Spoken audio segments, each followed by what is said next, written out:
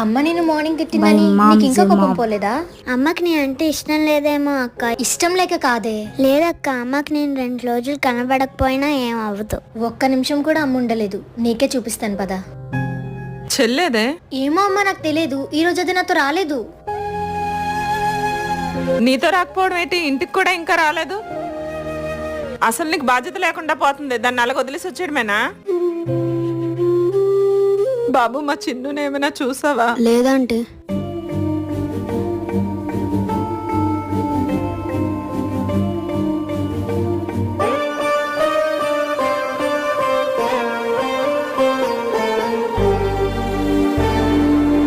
ఎక్కడికి వెళ్ళిపోయావమ్మా? ఎంత కంగారు పడ్డానో తెలుసా?